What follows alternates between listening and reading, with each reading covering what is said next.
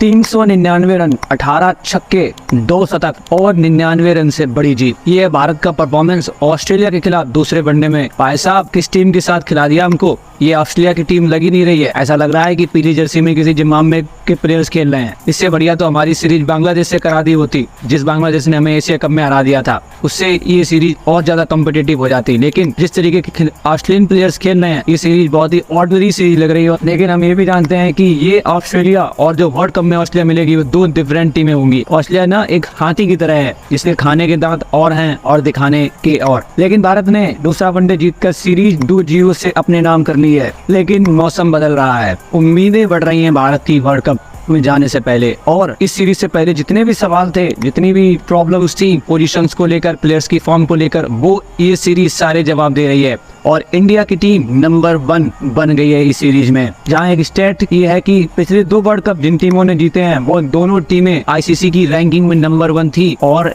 इस world cup से पहले भारत की टीम भी आईसीसी की रैंकिंग में नंबर 1 हो गई है। तो आप इतने समझदार हैं। वहीं मैच की अगर बात करें तो ऑस्ट्रेलिया ने टॉस जरूर जीता, लेकिन सुमन गिल और श्रेयस अय्यर के तूफान के आगे ऑस्ट्रेलिया के गेंदबाज फुर्ती नजर आए। अब गिल ने इस साल अपना 5वां शतक जड़ दिया, जो कि एक साल में 5 शतक जड़ने वाले की लिस्ट में गिल शामिल हो गए। 2023 को गिल के नाम पर रख देना चाहिए, क्योंकि इस साल गिल ने जबरदस्त क्रिकेट खेली है। और चाहे आईपीएल हो या इंटरनेशनल क्रिकेट, हर जगह रन बनाए। और वहीं गिल का ये सबसे कम पारियों में 6ठा ओडीआई शतक है। वहीं श्रेयस अय्यर पे भी बहुत बड़ा सवाल था कि क्या श्रेयस अय्यर उस फॉर्म में वापस लौट पाएंगे, क्योंकि उन्हें जितने भी 1-2 मैच मिले कमबैक के बाद, उसमें उन्होंने रन नहीं बनाए थे। लेकिन श्रेयस अय्यर ने आते ही जिस अटैकिंग माइंडसेट के साथ मैच खेला और उसकी कंटिन्यू किया, उससे श्रेयस अय्यर ने एक जबरदस्त इनिंग खेली है। और श्रेयस अय्यर ने भी बता दिया है कि वो नंबर 4 पर एक बेस्ट बल्लेबाज हैं और उनके ऊपर किसी को ना देखा जाए। वहीं भारतीय पारी ने जिस तरीके से स्टार्ट किया, 20 ओवर में भारतीय पारी में 7 छक्के मार दिए थे। इससे पहले सिर्फ एक बार ही ऐसा हुआ है कि जब 20 ओवर से पहले भारत ने 7 छक्कों से ज्यादा मारे हों। तो इससे पता चलता है कि भारत ने कितना अटैकिंग अप्रोच के साथ खेला। हालांकि बैटिंग पिच थी और भारत को पता था कि 300 साढ़े 300 का स्कोर बनाना ही पड़ेगा अगर इस मैच को जीतना है, क्योंकि एकदम फाटा पिच थी इंदौर की। और जिस तरीके की शुरुआत सुमन गिल और श्रेयस अय्यर ने दिलाई, ऑस्ट्रेलिया के गेंदबाजों को समझ नहीं आ रहा था। स्टीव स्मिथ बतौर कप्तान एक बेबस कप्तान नजर आ रहे थे। उन्हें कुछ भी समझ नहीं आ रहा था कि वो किस गेंदबाज से बॉलिंग कराएं और क्या क्या फील्ड रखें।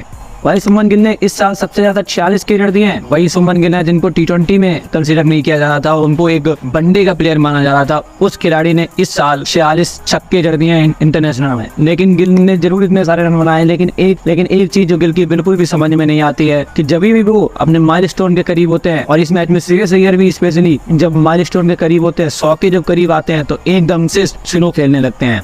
उस तरीके का इनका जो माइंडसेट है, ये माइंडसेट जो है वो बहुत गलत है। क्योंकि आप कितने भी रन बना लें, लेकिन अगर आप दर्शकों के दिमाग में इसमें ये छाप छोड़ देते हैं कि आप अपने लिए ज्यादा खेलते हैं, आप माइलस्टोन ऑफसाइड प्लेयर हैं, तो उससे आपकी इमेज जरूर बदलती है, लोगों का सोचने का तरीका बदलता है। अब वो गिल हमने देखा है कि जब गिल इस मैच में 80 रन पर पहुंचे, तो उसके बाद से 100 तक गिल ने कोई भी रिस्की शॉट नहीं मारा, कोई भी बाउंड्री नहीं मारी, और सिंगल डबल से ही उन्होंने अपने 100 तक का आंकड़ा किया। जहाँ एक समय भारत का स्कोर काफी अच्छा लग रहा था और भारत चाहता तो ये स्कोर 450 साढ़े 400 तक भी ले जाता था। लेकिन जो 20 से 30 ओवर का फेज था, जहाँ पे श्रेयस अय्यर और सुमन गिल ने बड़ी डिफेंसिव अप्रोच के साथ बैटिंग करी और मात्र 50 रन बनाए 10 ओवर में। वहाँ पे अगर ये स्कोर 60, 70 या 80 भी होता, क्योंकि दोनों सेट थे और दोनों ऐसे लीड कर सकते थे, ऑस्ट्रेलिया बैकफ्रंट पर थी, लेकिन उन्होंने अपने माइलस्टोन को आगे रखा और माइलस्टोन के लिए खेले, जो हमें बड़े मैचेस में दिक्कत कर सकता है। गिल को इन चीजों पर ध्यान देने की भी जरूरत है कि अपने लिए नहीं, टीम के लिए खेलना जरूरी होता है। लेकिन चाहे श्रेयस अय्यर, सुमन गिल ने शतक जरूर जड़े हों, लेकिन जो मैच का माहौल लूट के ले गया वो थे सूर्य कुमार यादव। वही सूर्य कुमार यादव हैं जिन्होंने ऑस्ट्रेलिया के खिलाफ जो पहले सीरीज में 3 वनडे हुए थे, उसमें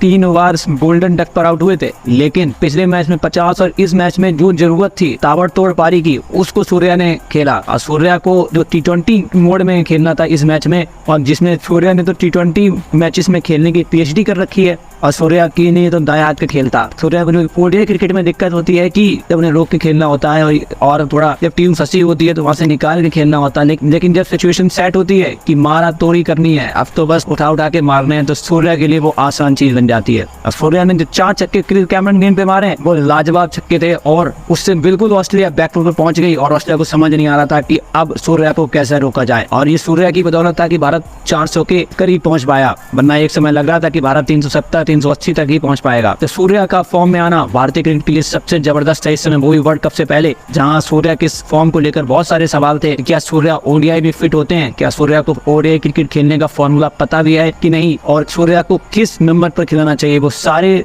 जो सवाल थे उन सारे सवालों के जवाब सूर्या ने पहले 2 वनडे में ऑस्ट्रेलिया के खिलाफ दे दिए। और जिस तरीके की बैटिंग सूर्या कर रहे हैं वो एक की फैक्टर हो सकते हैं इस ओडीआई वर्ल्ड कप में। वही इस मैच भारत के लिए जबरदस्त रहा, जहां भारत को कई सवालों के जवाब मिल गए। सुमन गिल, श्रेयस अय्यर की फॉर्म वापस आ गई, KL Rahul back to back 15 मार दी उन्होंने और वो भी जबरदस्त फॉर्म में है। उसके साथ ही सूर्य कुमार यादव फॉर्म में आ गए हैं। इसके साथ रविचंद्रन अश्विन को इस सीरीज में मौका दिया तो उन्होंने भी जबरदस्त बॉलिंग करी और वो ऑस्ट्रेलिया के खिलाफ सबसे ज्यादा विकेट लेने वालों लिस्ट में टॉप पर पहुंच गए हैं। अश्विन ने 3 विकेट लिए। इसके साथ ही रविंद्र जडेजा बॉलिंग में उतना असरदार नहीं दिख रहे थे, उन्होंने इस मैच में भी अच्छी बॉलिंग करी। उसके साथ ही इंडिया ने आज के मैच में प्रसिद्ध कृष्णा को खिलाया जसप्रीत बुमराह की जगह, और प्रसिद्ध कृष्णा ने जबरदस्त बॉलिंग करी। और इंडिया जो चाह रहा था कि उनके जो प्लेयर्स हैं जो रिजर्व में भी है वो भी परफॉर्मेंस दें, ताकि जब भी जरूरत पड़े तो संकोच ना हो कि किसको स्क्वाड में रखना है। तो भाई इंडिया को सिर्फ बैटिंग और बॉलिंग इंडिया की इस समय जबरदस्त चल रही है। अगर इंडिया को किसी चीज पर ध्यान देने की जरूरत है तो वो है इंडिया की फील्डिंग इंडिया की पिछले 4-6 मैच उसमें देखा जाए तो ऑर्डिनरी रही है, और जहां पर बहुत सारे प्लेयर्स फिटनेस पर इतना जोर देते हैं तो अगर उसको कंपेयर किया जाए तो इंडिया की जो फील्डिंग है वो काफी ऑर्डिनरी रही है। और इंडिया को अपनी फील्डिंग पर जोर देना पड़ेगा, क्योंकि जब बड़े मैचेस होते हैं और प्रेशर होता है तो फील्डिंग ही है आपको मैच जितवा सकती है और हरवा सकती है। इसलिए इंडिया को अपनी फील्डिंग थोड़ी और स्ट्रॉन्ग करनी पड़ेगी और काम करना पड़ेगा इंडिया को अपनी फील्डिंग पर। वहीं केएल राहुल बतौर कप्तान पिछले 9 मैचेस जीते हैं उन्होंने, और उन्होंने दिखाया है कि वो जिम्मेदारी के साथ टीम को आगे बढ़ा सकते हैं। तो इंडिया वर्ल्ड कप से पहले एकदम से तैयार है। भारत जितने भी सवाल ढूंढ रहा था इस सीरीज से पहले वो सारे जवाब एक एक करके इस सीरीज दे रही है। वहीं सुमन गिल के रन बनाने से जो एक खिलाड़ी सबसे ज्यादा टेंशन में होगा वो है बाबर आजम, क्योंकि बाबर आजम नंबर 1 पोजीशन पे है और सुमन गिल जिस तरीके से रन बना रहे हैं ये पोजीशन उनकी खतरे में है। अगर सुमन गिल 1-2 मैचेस में और रन बना देते हैं तो बाबर आजम की नंबर 1 की कुर्सी छिन जाएगी और सुमन गिल हो जाएगा। वहीं आखिरी मैच में जहाँ इंडिया के की प्लेयर्स भी वापस आ जाएंगे और देखना होगा कि किस कॉम्बिनेशन के साथ भारत उतरती है आखिरी वनडे में। क्या वो उसी कॉम्बिनेशन के साथ उतरना चाहेगी जो उसने सोच रखा है कि वो पहले वर्ल्ड कप मैच में ऑस्ट्रेलिया के खिलाफ उतरेगी, या फिर इसमें भी कुछ इम्प्रोवाइज होगा और कुछ एक्सपेरिमेंटेशन होंगे तीसरे वनडे में भी। और इंडिया ने अब अपने परफॉर्मेंस से काफी उम्मीदें बढ़ा दी हैं कि वो वर्ल्ड कप में फेवरेट ही नहीं है बल्कि जीत भी सकती हैं। और उम्मीद है फिंगर क्रॉस की इंडिया अपने परफॉर्मेंस को इसी तरीके से करता रहे और वर्ल्ड कप जो है वो उसमें जबरदस्त परफॉर्मेंस करे। तो कैसी लगी आपको वीडियो जरूर बताइएगा, और इसी तरीके की और भी वीडियो देखने के लिए make sure you guys subscribe the channel. Thank you so much.